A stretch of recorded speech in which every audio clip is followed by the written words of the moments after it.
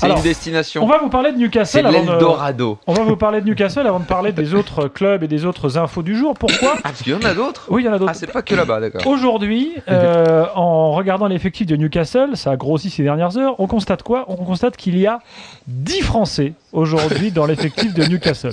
Est-ce qu'ils peuvent être alignés en même temps ? Ça, c'est important. Alors, oui.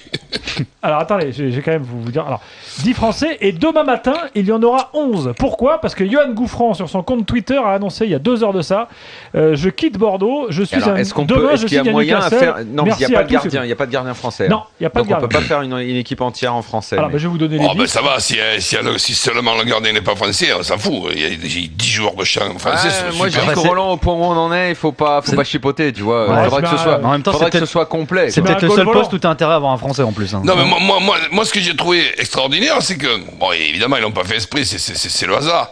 Mais ils font que des mauvais résultats. Et chaque fois qu'il y a un mauvais résultat, il y a un Français qui arrive après. Là, maintenant, ils n'ont pas rigolé. Ils en ont pris 3 ou 4 des coups parce qu'ils se disaient, bon, finalement. On va descendre direct, c'est mieux. Et ouais, quand je vois là où est placé Newcastle, s'ils descendent, c'est sûr qu'en dessous, il y a la France. Philippe Auclair est avec nous. Non, mais attends, tu peux pas. On accueille Philippe, mais tu peux pas nous la citer, l'équipe là, parce que ça peut être. On peut peut-être se la faire. Alors, vas-y, fais-la. Les 10 Français, il y a Debuchy. Attends, doucement, arrière droit, c'est bon, vas-y. Debuchy, un autre défenseur, Mapou, qui est arrivé là il y a. Dans l'axe, ouais. Plus Massadio Haïdara, l'ancien joueur de Nancy, qui vient. Il nous manque le deuxième défenseur central, t'as pas ça en stock ? Non, pour l'instant, je l'ai pas. Attends, on va faire reculer un milieu, donne-nous les milieux. Ah bah Marveau, par exemple. Non, Marveau, c'est un attaquant en milieu offensif. Non, déconne pas. Le jeune Mehdi Abed, je le connais pas, lui, il est né en 92. Ça faille, on va le mettre à arrière central. Je connais pas non plus, celui-là. Donc au milieu, on a Marveau et j'ajoute un petit Aubertan. Attaquant côté Marveau, là, t'as pas autre chose ? T'as pas le milieu défensif un peu ? Non, j'ai pas de milieu défensif. Ah si, j'ai Cabaye. Non mais lui, il est là-bas depuis tellement longtemps maintenant qu'on l'a oublié. On passe même avec cet anglais. Donc milieu, là au milieu on a Cabaye, Marveau, Aubertan. C'est plutôt offensif comme milieu. Hein. Ouais. Et devant tu peux mettre Ben Arfa et Romain Amalfitano. Au milieu, Romain Amalfitano. Donc tu peux mettre Aubertan devant avec Ben Arfa. Ils ont pas pris un 9 là Bah là il y a Gouffran, mais il a pas encore signé. Gouffran, il est là. Gouffran, il joue devant. Mais là ça fait 11 joueurs de champ. Ça fait 11 joueurs de champ. Faut mettre un goal volant. Attends, on a Gouffran. Tu mets dans le but. Qu'est-ce que tu veux que je te dise, moi ? On a Gouffran, on va pas jouer à 10, non ? Voilà, donc je sais pas, on en met un dans les cages, goal volant comme ça. Goal volant. Philippe. Oui. En fait, ça devient comique cette histoire. Oui, c'est assez comique. On est d'accord. On est d'accord. Alors, comment est-ce qu'on voit ça en Angleterre ? De façon assez comique. Qui est l'agent qui se rince sur le dos des proprios de Newcastle ? Il y a un peu de ça. Parce que c'est obligatoirement ça. Maintenant, faut qu'ils arrêtent de nous la raconter à l'envers. C'est clair, net. Là-dessous, il y a quelque chose. Écoute, c'est pas possible autrement. Ce qu'il y a là-dessous, le discours officiel, c'est le fait que tout simplement Newcastle est un club qui a complètement changé de politique de recrutement, qui a décidé d'équilibrer les comptes, de revoir les salaires à la baisse, de chercher des joueurs dans les championnats où ils coûtent moins cher, etc. Value for money, et que donc ils ont identifié des joueurs particulièrement en Ligue 1. Et les premiers joueurs qu'ils ont recrutés, ma foi, ça a été plutôt un succès. Qui est le propriétaire du club ?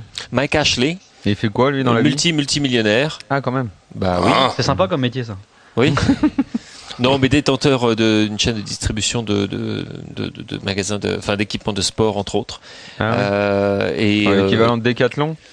Très oui, tu peux dire ça, ouais, à peu près. Et ce penchant français, ils viennent de quoi et de qui là ? On le sait toujours pas. D'un petit plouche qui doit se rincer, Roland. Le penchant français vient du fait qu'ils ont donc décidé de changer de politique de recrutement et qu'ils se sont dirigés vers des championnats qui coûtaient moins cher. Et ça, tu l'as déjà dit, ça. Je l'ai déjà dit, non mais je le répète parce que c'est la vérité. Et que comme les premières recrues qu'ils ont eues étaient des recrues qui ont bien fonctionné, qui sont bien intégrées, je pense en particulier à Yoann Cabaye, et ben ils se sont dit on continue dans la même voie, à savoir qu'on peut... ils ont visiblement des qualités de négociation qui sont et ils donnent des énormes salaires ou ils leur donnent le les net salaires de sont pas aussi gigantesques, non, c'est pas les salaires de QPR. C'est pas les salaires, non, c'est pas les salaires à la QPR, c'est des salaires qui sont largement au-dessus, bien évidemment, de ce que peuvent proposer des clubs de Ligue 1, par exemple, à des joueurs équivalents.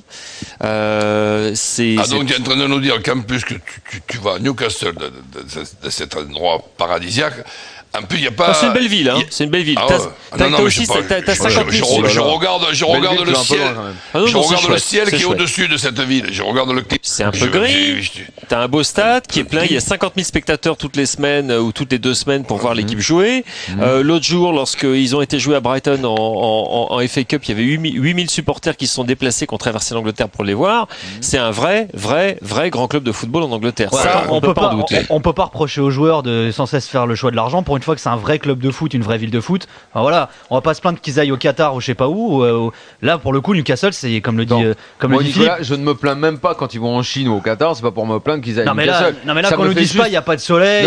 Ça me fait juste rigoler. Moi, ça me fait juste marrer parce qu'évidemment, je pense que là-dessous, il doit y avoir un agent qui doit entourlouper le club, club très curieux, qui a toujours été très curieux parce que un petit peu bizarre, parce que le côté, on me dit Newcastle c'est un grand club et tout, non, c'est un club qui a jamais rien gagné, il y a du monde au stade, ok, c'est pas le seul club où il y a du monde au stade. Enfin, 50 000 de moyenne, hein. Oui, non mais d'accord, très bien, mais ça après, suffit pas. C'est la loi de la demande. Il se trouve que le Barça voulait pas de goût franc. Voilà, mais c'est un club qui a accumulé, c'est un club qui a accumulé les erreurs année après année. C'est un club qui fait signer Alan Pardew, un des plus mauvais entraîneurs que j'ai eu la chance de voir sur 20 ans.